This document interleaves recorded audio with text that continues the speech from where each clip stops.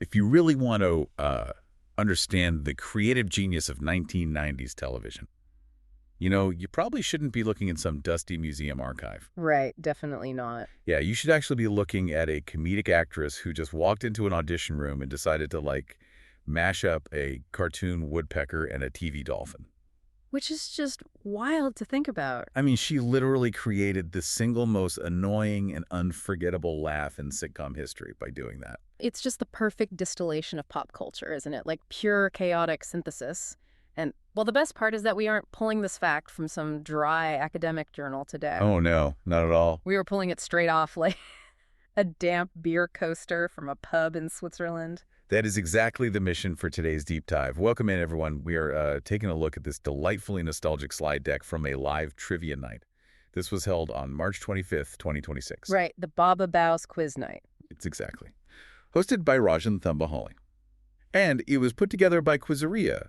And, if you aren't familiar with them yet, Quizzeria is essentially Switzerland's premier knowledge and quiz company. You can actually find all their work at quizzeria.com. They really do treat trivia as an art form. It's not just rote memorization. Yeah, they have this incredible knack for taking everyday pop culture, specifically today, the iconic TV show Friends, and turning it into this, well, joyful, deeply educational experience. And we're going to use their Friends quiz today as a sort of lens to examine our shared cultural memory. Like, we'll explore those bizarre Frankenstein-like origins of these famous characters. Oh, the character origins are amazing. They really are. And we'll also dissect how a 90s sitcom managed to globally export everything from, like, biology to Dutch colonial history. Wait till we get to the Dutch colonial history. It's so good. Yeah, and ultimately, we're going to look at how a simple pub quiz acts as a collective archive for things we've lost. But, to really appreciate the facts in this deck, you kind of have to imagine the room first.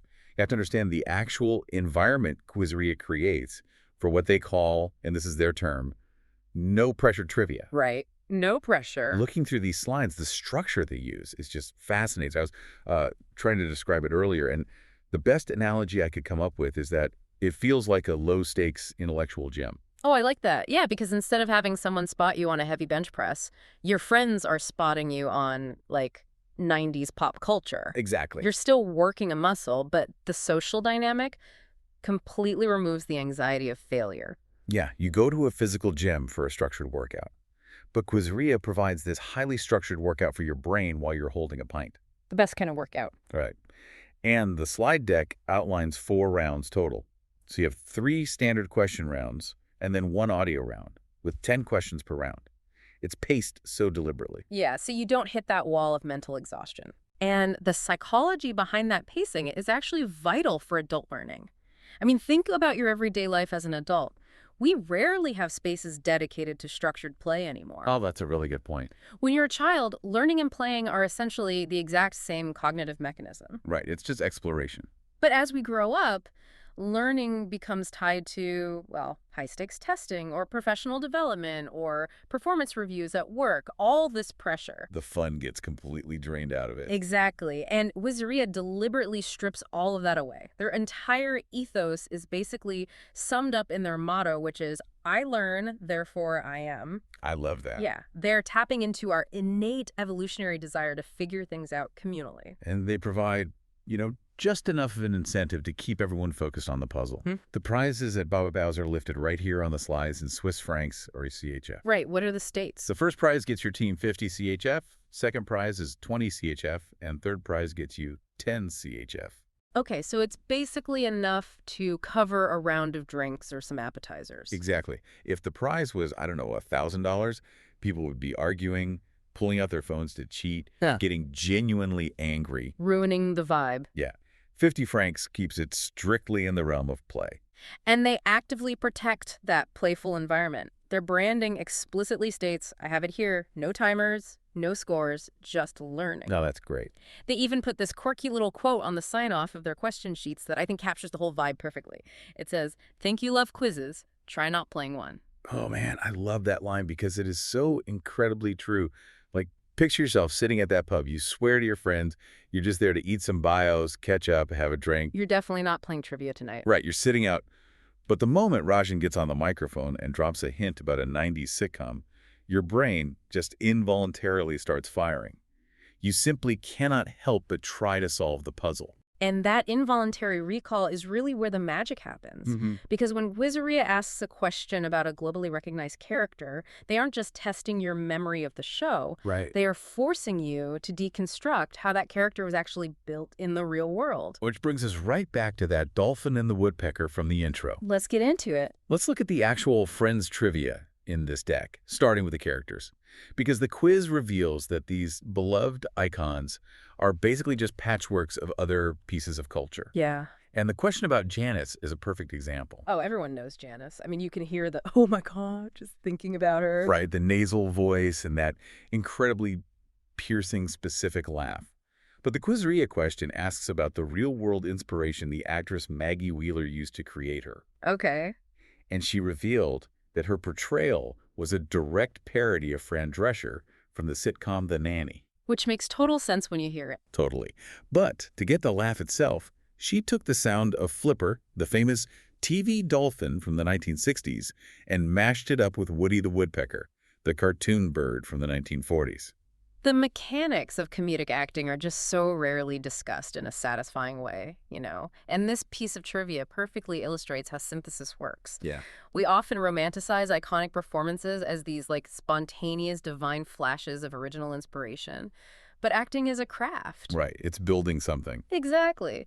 Maggie Wheeler took a contemporary sitcom star, a mid-century aquatic animal, and a golden age animation character, threw them all into a blender, and created something that basically defined a decade of television. I do wonder, though, if we sometimes over-intellectualize that process in hindsight. You know what I mean? How so? Like, isn't it highly likely that one of the most recognizable character traits in television history was essentially an accident? I can just picture her in the audition room, incredibly nervous, deciding to do a weird dolphin bird noise as a total joke. Just throwing it out there. Yeah. And suddenly the producers are laughing, and bam! She is cemented in TV history forever. Oh, it was almost certainly an improvisation that struck gold. I mean, that highlights how weirdly collaborative the medium is. Yeah, absolutely. And the trivia deck doesn't just focus on the loud, eccentric guest stars either. It also digs into the hidden depths of the characters who are practically part of the furniture. Like, there's a brilliant question in here about Gunther. Oh, poor Gunther. Played by the late James Michael Tyler. Right. He's the manager of the Central Perk coffee shop. And his entire existence on the show usually revolves around just like silently pining over Rachel from behind the espresso machine. Exactly. He is the ultimate background character. Yep. But Quizzeria pulls a question from an episode called The One with the Girl Who Hits Joey. Oh, I remember this one. In that episode, Gunther completely shocks the main group and the audience at home, honestly, by suddenly speaking fluent Dutch. Yes, Ross is trying to learn the language to get an apartment, and Gunther just casually starts conversing with him. He even calls him a donkey in Dutch. Sure, he does. And writing a good trivia question about that moment is an exercise in subverting expectations. Because as a viewer, you think you have a complete read on Gunther. Yeah, you categorize him simply as the coffee guy. Exactly. But when the writers reveal he has this entire hidden life, this fluency in a complex European language, it suddenly adds a massive layer of depth to the world. It makes the universe of the show feel genuinely lived in. Speaking of a lived-in universe, the character who totally shatters the boundaries of that cozy little coffee shop is Chandler's mother, Nora Tyler Bing. Oh, she's amazing. The trivia question notes that her character sold over 100 million copies of her steamy erotic novels. But the specific detail the quiz asks about is her writing advice to Rachel. It is a phenomenal line of dialogue. It really is. Do you remember it? She tells Rachel, you start with half a dozen European cities, throw in 30 euphemisms for male genitalia, and bam, you have got yourself a book. The reason that works so well as a trivia question is because it tests your memory of a very specific quote while perfectly encapsulating the cynical, hyper-confident tone of the character. Right. Nora Bing brought a totally disruptive, larger-than-life energy into that apartment. And that disruptive energy from a character like Nora Bing actually paves the way for the broader reality of the show. Yeah. Because the Friends universe wasn't just contained to those 6 actors. No, not at all. As the show grew into an absolute juggernaut, it became a magnet for massive 90s celebrity power. This quiz does an amazing job demonstrating the sheer density of 1990s television monoculture. Monoculture is the crucial concept here. I mean, we live in such a fragmented media landscape now with hundreds of streaming services and all these niche algorithms. Everyone's in their own bubble. Exactly. But in the late 90s, Tens of millions of people were sitting down on a Thursday night to watch the exact same broadcast at the exact same time. Which meant the network could pull off these wild, heavily promoted crossovers. The quiz asks about several of them. You have Adam Goldberg coming in to play Chandler's deeply unsettling manic roommate, Eddie Menuek. Oh, Eddie was terrifying. He really was. And then you have Charlie Sheen, who was a massive movie star at the time, playing Phoebe's submarine guy, Ryan. Right. He comes home to spend a highly anticipated romantic weekend with her, and they both immediately come down with a terrible case of the chicken pox. A wonderfully absurd sitcom premise that relied entirely on the audience recognizing Charlie Sheen and enjoying seeing him covered in calamine lotion. Right. But the Quizzeria deck takes the concept of the celebrity crossover and highlights an incredible meta joke that requires the trivia player to really do some mental gymnastics. Because the question about Joey's fictional acting career. So everyone in the pub probably knows that Joey Tribbiani plays the fictional Dr. Drake Ramaray. Yeah. And most people know the soap opera he stars on is called Days of Our Lives. Right, and Days of Our Lives is a real, actual soap opera that broadcasts in our real world. Exactly. But the trivia layer Quizria focuses on is the casting. Because in real life, Jennifer Aniston's actual father, the actor John Aniston, played a famous character named Victor Kiriakis on the real-world Days of Our Lives. It's so layered. Right. So within the universe of Friends, Joey is acting on a fictionalized version of a real soap opera, where his roommate's actual father is a massive star.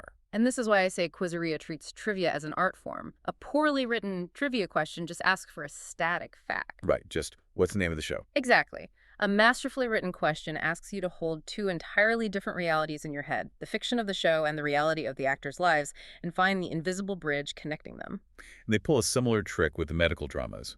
There's a question referencing the hit series ER. Now, ER was the other absolute titan of 90s Thursday night television. Oh, huge show. The actors, George Clooney and Noah Weil, were huge stars on that show. Yeah. So what does the network do? They just casually drop George Clooney and Noah Weil into an episode of Friends. Just because they can? Right.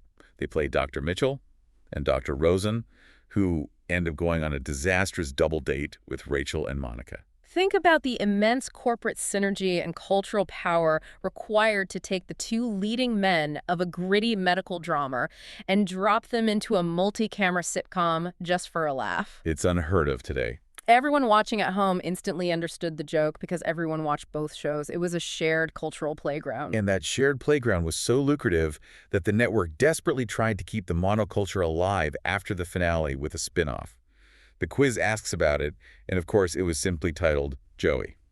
Yeah, that didn't quite work out. It didn't capture the magic, no, Yeah. but it proves how much they wanted to hold onto that audience. Yeah. But, you know, what I find even more fascinating than the American network synergy is how the show's influence exported globally. Oh, yeah. This quiz uses the show as a Trojan horse to basically teach you about the wider world. Globalization of media is a fascinating mechanism. Like, how does a hyper-specific American joke translate across an ocean? Well, the quiz gives a perfect example. It asks about the creators of a prominent Portuguese comedy show called Gato Fedorento. Okay.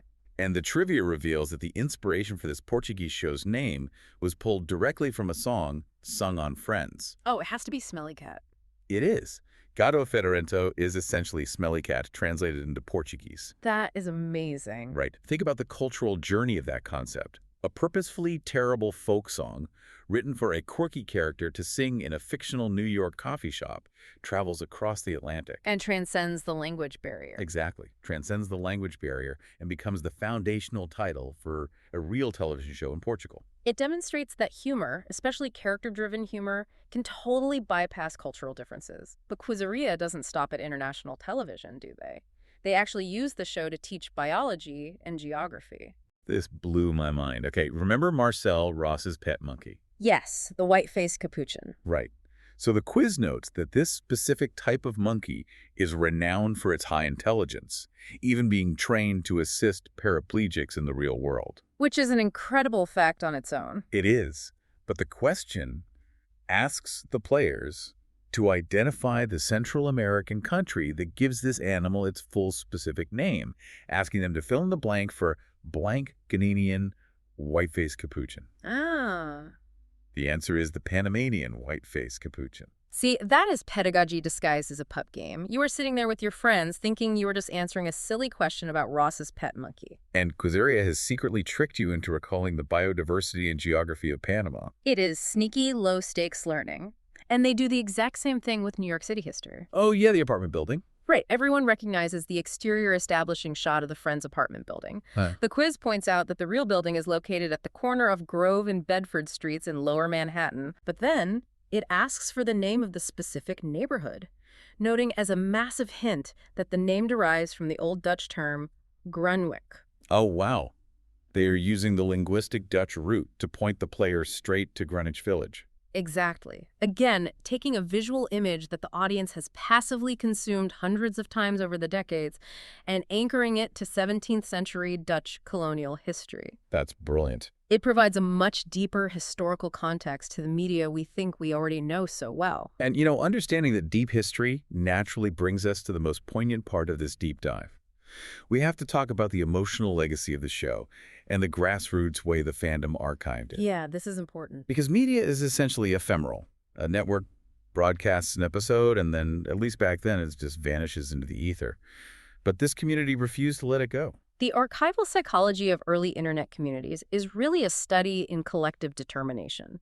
Before streaming services existed, fans had to build the infrastructure themselves. And the very first question in the Quizeria deck highlights exactly how they did it. It asks about a specific abbreviation that was used in early internet forums to discuss the show. The abbreviation is TOW. Standing for the one where or the one with. Exactly. Imagine what it was like navigating the internet in the late 90s and early 2000s. You have screeching dial-up tones, rudimentary text-based message boards. And no algorithms to sort anything for you. None. If you wanted to talk about a specific episode, you couldn't just link a thumbnail. So the fans organically agreed to adopt this acronym as a strict cataloging system. TOW, the prom video. TO, everybody finds out.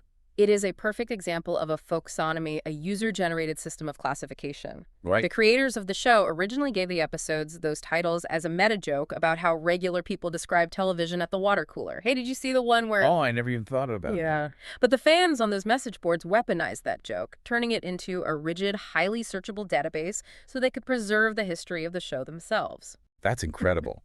But the quiz eventually takes a turn from the playful early internet archiving to a much heavier modern historical marker. Yeah, it does. There's a question that references something added to the HBO Max streaming platform shortly after October 2023. It asks, HBO Max included an In Memory of Blank title card to the beginning of the first episode of the series. In whose memory was it included? Matthew Perry. Yes. And if you were sitting in Baba Baos holding your pint when Rajan read that question out loud, you'd probably feel the entire room go quiet for a second.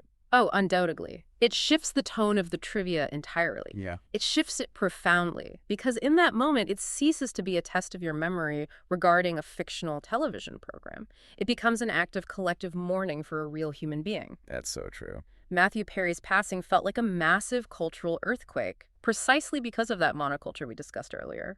He wasn't just an actor on a screen. For 10 years, he was a fixture in everyone's living room. It also highlights a fascinating shift in how history is preserved today compared to those old message boards. How do you mean? Well, when a show like that becomes part of a permanent digital library, the streaming platforms themselves become the historical curators. Adding that title card isn't just a nice tribute.